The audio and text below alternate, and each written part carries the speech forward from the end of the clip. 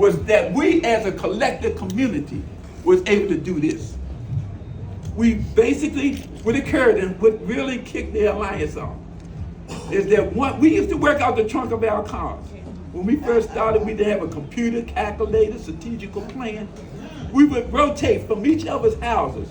This particular Sunday, when a 12-year-old kid by the name of Darrell Hall was killed in Ben and Terrace, we were over James Mack Also Brooks' house.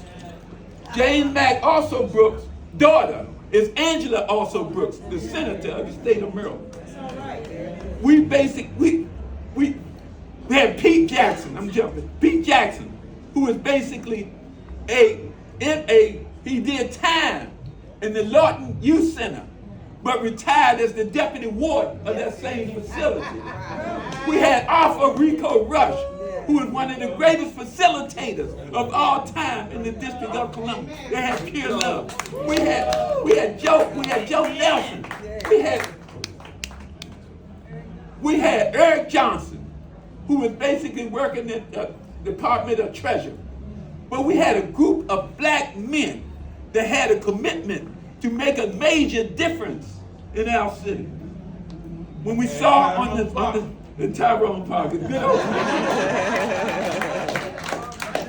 we was over at Mac's house, and on the front page of the Washington Post, it had the story that 12-year-old Darrell Hall was found.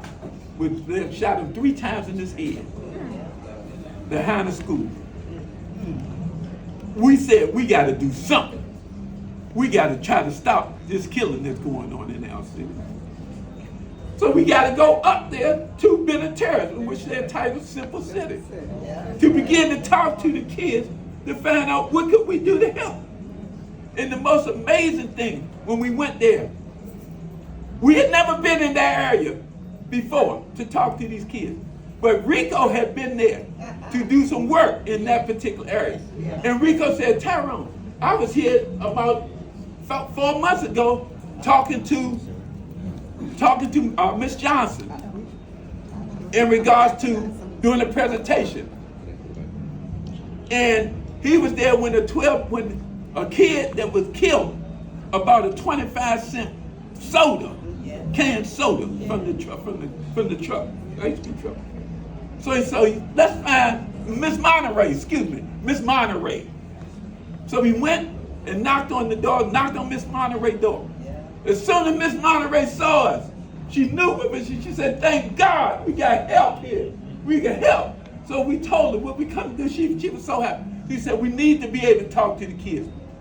And she took us to the circle, which was notoriously known for the violence. Amen, am I right? Right. For the violence that was occurring within that area. You had 2 groups that was fighting each other, the circle and the avenue. But the most amazing thing, Kamal, was that at one point in time, all of them together was fighting Eastgate, which was across the street. They closed Eastgate down. Then they began to fight each other. 3 or 4 blocks apart, they began to fight each other. And it's a saying, we take our pain and we take our hurt off of those who are the most closest to us. That's right. And this is what happened. So when we went there, Ms. Monterey took us to the circle. And upon taking us to the circle, we talked to the kids. They was ready to stop the killing. So she took us to them, we talked to them, said, well, y'all meet with the other guys.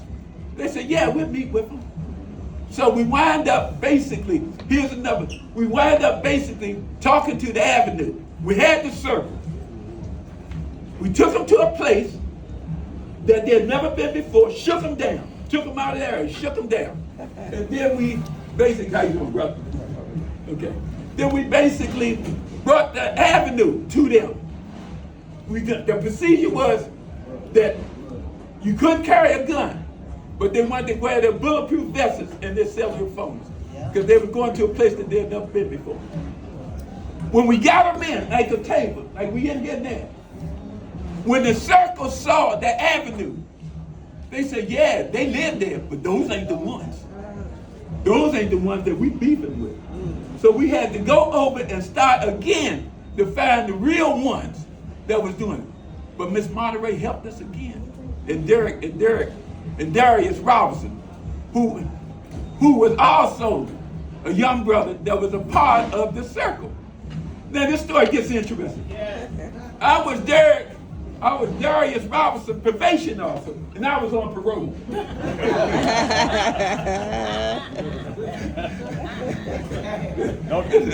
That's too long a story to pick that one up. That was amazing. And the reason why that occurred, I'm jumping, is Roach Brown helped to organize Marion Barry's election. He brought together a number of returning citizens that proved to be the common denominator to Marion getting elected. After he got elected, he asked about 6 or 7 of us, what did we want to do? And I said, I want to work with kids. That's what I want to do. So they put me in youth services in the office of a compound. It was an interstate composition, interstate compound office, which means that I would go cross state line. Listen to this. Interstate compound. I would go cross the line, get the kids that had cases in Virginia and Maryland, put handcuffs on them, and bring them back to the District of Columbia. And I'm on parole.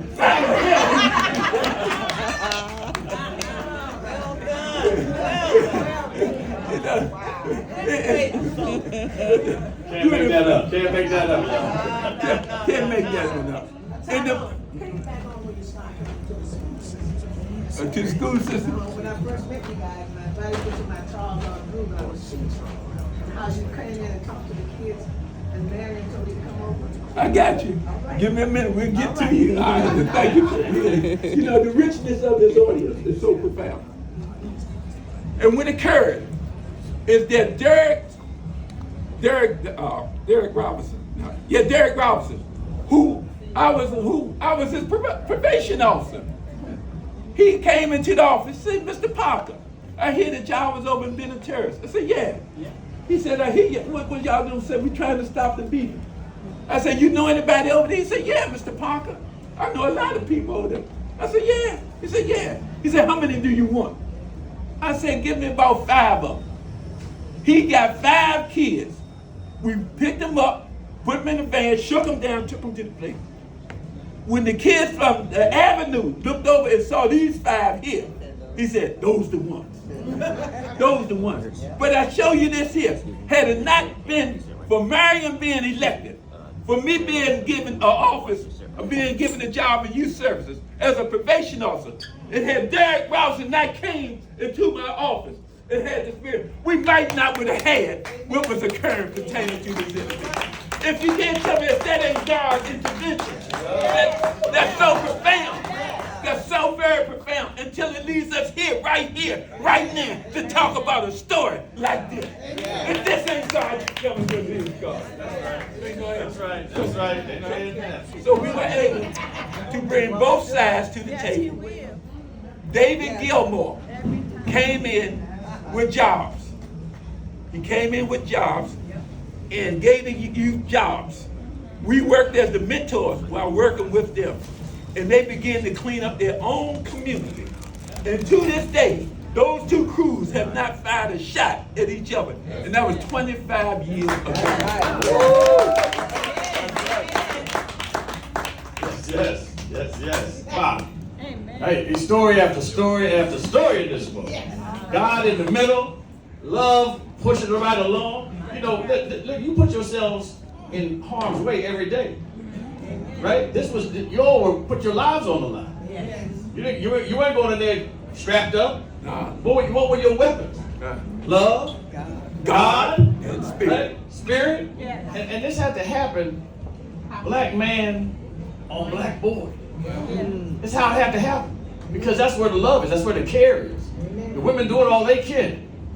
But it had to happen this way. That's right. You know what I'm saying? That's right. Yes, sir. So listen, let me ask you a couple of things about Let me say this, come on. In all the places that we've been to, 640, 7th and O, Woodland, there've always been a black woman that have taken us to these kids for us to be able to reach them. And I say the moment that we begin to see black men, then we will not see the destruction of our community.